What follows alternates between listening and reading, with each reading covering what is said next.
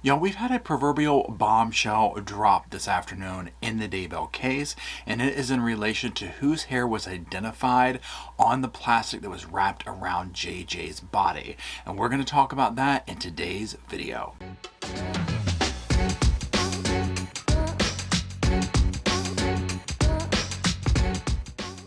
Hello everybody and welcome back to the sofa, which is right behind me with Roscoe P. Coltrane holding it down. And my name's Paul. Now, as I talked about in the introduction, today we're going to talk about this bombshell information that's come out, and while they were testifying about DNA evidence. And that is about the hair that was found on the plastic covering that was covering JJ's body. Now, what we're going to do is this. This is going to be actually kind of a quick video in regards to how long my videos usually are. But so many people have been talking about this and emailing and talking in the comments. I wanted to make a quick video on it. And how we're going to do this is we're going to look at some tweets from Nate Eaton. If you're not following him, he's with East Idaho News. I mean, he has literally been with this case from the very beginning. So make sure you're following him on Twitter as well as any of his social media accounts for live updates and whatnot. And I'm going to put some of those up here and we're going to talk about it. Now, the gist of it is this.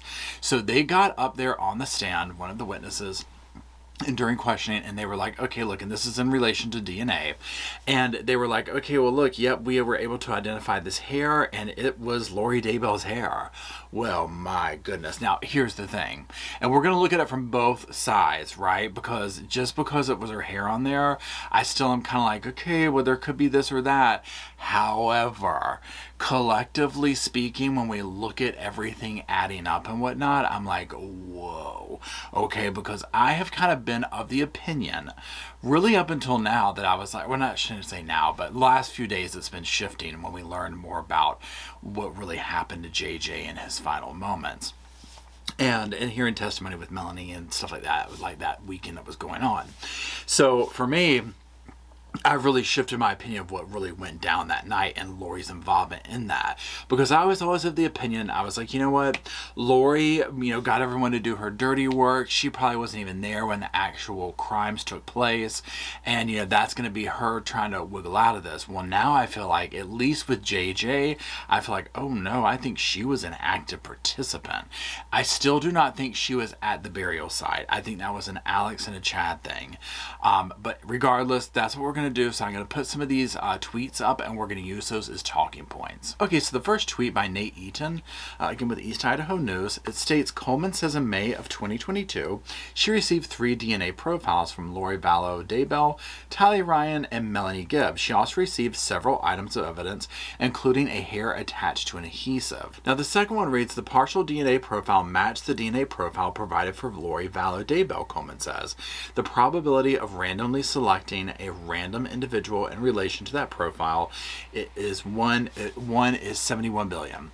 This hair belonged to Lori. Number 3, so it's understood Lori's hair was stuck on a piece of duct tape used to wrap JJ. The next says it had been indicated that the hair had been found on duct tape that was in the presence of decomposition fluids, Coleman says. And in this one, Nate's just clarifying. He says, to clarify what I reported earlier, the tape with Lori's hair was found on the outside of the black plastic bag wrapped around JJ's body. We know that duct tape was used on JJ's wrist, ankles, and mouth. More tape was also used on the plastic wrapped around his body. On this next screenshot, this is from Daily Beast, and this is just a summation of things. And it says, authorities say that JJ was found buried in a pet cemetery with duct tape over his mouth, ankles, and hands. He was also found with a black plastic bag wrapped around his body, which another expert revealed contained a fingerprint that matched Vallow's late brother, Alex. Okay, so let's pause right there for a second. This is one thing that I think is very interesting about the evidence that was collected, because ever since this has been going on, I've been like, you know what? I want to see what, this kind of evidence, DNA, fingerprints, that type thing. And I know once the trial started, they were saying like, look, this is some of the evidence that's going to be coming out. For the life of me, I was waiting and still am on, we have Chad Daybell's fingerprints or this or that or whatever. So when they came out, first of all, with, okay, we have a palm print from Alex and whatnot, that was not surprising because at this point we can all surmise that Alex was played a heavy hand in doing what was done to these victims, right? And as well as the burial and disposal. And we're going to talk about some of that in a moment here. Now with Lori's hair being on there, this is where I'm going to sit on the fence for a second. Okay, because for me, first and foremost, I'm like, oh, wait a second, hold up, wait a minute. When we look at some of the cell phone data, which we're going to look at in a second with Alex's phone and the events of that evening, and we also look at Melanie Gibbs' testimony of David had a nightmare. We tried to get a hold of Lori to get Chad to give a blessing, but they were asleep. You know, kind of a thing. And they tried to open the door, but it wasn't there or whatever. Okay, so this is... I'm putting a picture together of what I think really happened that evening or how it went down. And what we're going to do is we're going to talk about that, but let's get up a screenshot of this data points from East Idaho News. They just talk about a few of them, and then we'll get into kind of like the mental imagery that I'm seeing. Okay, so we're going to actually start from the bottom of this, and it says, we now see a slide showing the activity from Alex's device on September 22nd. That's the last time JJ was seen alive. There was some traffic with the device, Wright says. Alex went back and forth between Lori's apartment and his apartment between 4:29 and 12:11 a.m. Now, pause. If we remember, you know, Melanie talking, oh, we're doing a podcast, JJ's, you know, acting out, doing this, blah, blah, blah. And so the last time they saw JJ, Alex is bringing him in, he's sleeping on his shoulder, that type thing, and she assumes he takes him upstairs. Remember that Melanie and David are spending the night in JJ's room, so JJ is staying with Lori. Okay, so just keep that in mind. Let's go to the next one. 10:52 a.m. Alex's device doesn't move from his apartment between 12:11 a.m. and 9:41 a.m. on September 23rd. At 9:41 a.m., the device travels from the apartments to Chad Dable's home, where it arrives at 9:55 a.m. By 10:12 a.m., Alex's device departs the residence southbound until Rexburg and goes to Lori's apartment at 10:22 a.m., and it stays there until 11:14 a.m. Okay, so pause for a second. So look at this right here. So from 12:11 a.m. to 9:41 a.m., the phone is in the apartment. Now here's a question I pose. Because number one, remember how there's like all these burner phones and this and that and blah, blah, blah, blah, blah, you know, going on here. So there's two trains of thought here that my mind is going on. Okay, first of all, Lori locks the door, but they're really over at Alex's apartment. Okay? Or Alex leaves the phone in his apartment with the door locked, and he is in Lori's room with the door locked. Okay, so now let's go to the next entry here. It's at 10:54 a.m.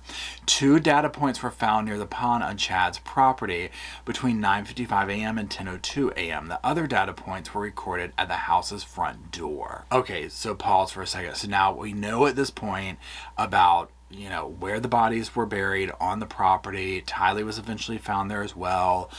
The whole 9 yards, right? So we're not going to get into that discussion for this video. This is how I envision it. So again, I'm very murky, and I want to hear y'all's opinion on all of this, number one. You know, but on the whole thing of, well, and I should say this, I'm kind of thinking out loud here, and I apologize, but this is just so, you know, like, oh my gosh.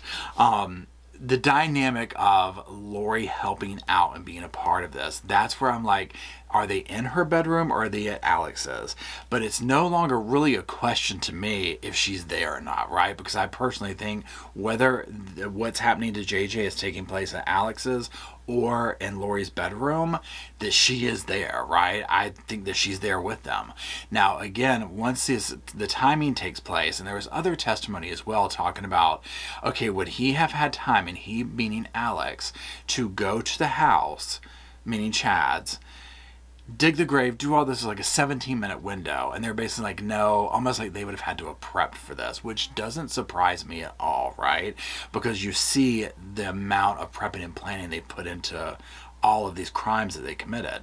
So to me, it almost seems like what happened is Lori, whoever actually had their hands in that, or multiple people, the crime against JJ is done either at Lori's or Alex's. Alex then takes JJ's body to Chad's. Grave is waiting, that type thing. Or he finishes digging it, something, right? But it's a relatively quick type situation. He goes over there. He does that. Then he checks in with Chad, whatever it is that he does.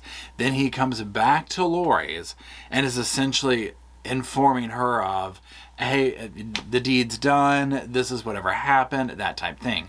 Because once he arrives back at her apartment at 10:22, and it stays there until 10:14, that type situation, going on the assumption that Alex is the one with this phone on him.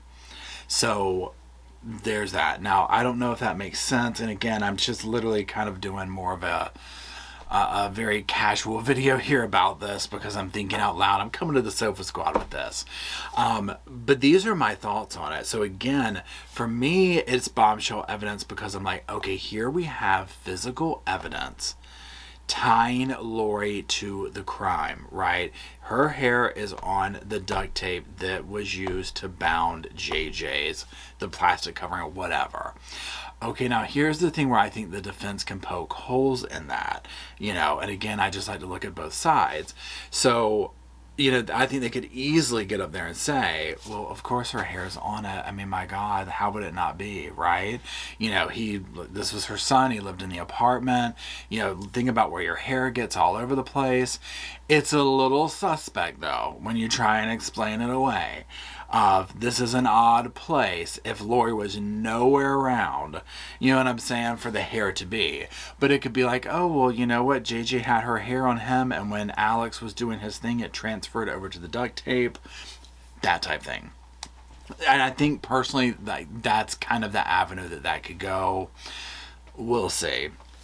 However, my personal sofa opinion, again, I'm not there, right? But just going based on listening to what people are saying and like how the jury is and whatnot, it sounds like it's a lot for the jury to take in.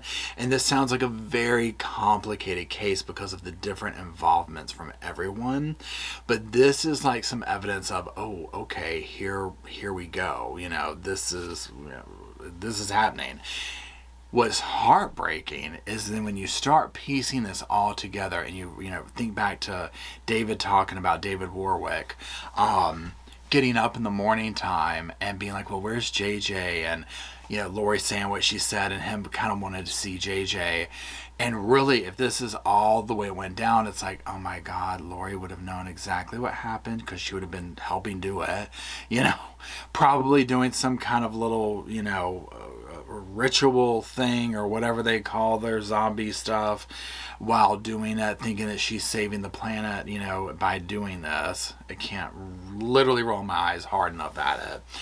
But then very soon thereafter, Alex would have gone and done this and come back, and it's all very frightening and bone-chilling. But again, I think it's going to be this type of evidence that's going to help get the convictions against Lori. Once again, we can see Alex was the fall guy. He was not wrong in assuming that.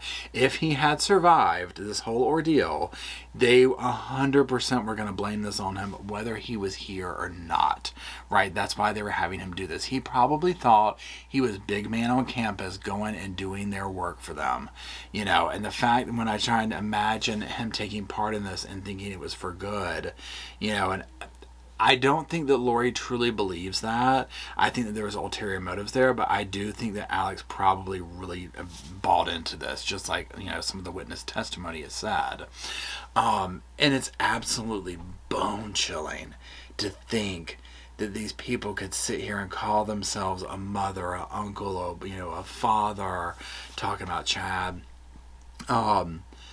and do this to people. It blows my mind.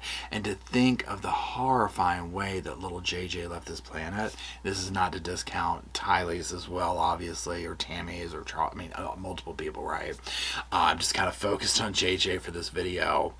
It's heartbreaking. So I am dying to hear your thoughts and opinions on this. We've been talking about it in the comment section on YouTube, but here's a bit. Just let's get the conversation going. Okay, I am going to be so excited to read your comments to see what you think about this information. Is this bombshell information to you? Do you think it was explained away very easily? Do you think this could be what helps get that conviction? Let me know down below, and I appreciate it. If you're still watching, I do appreciate it. And next time we gather around this old computer, I'll see you soon.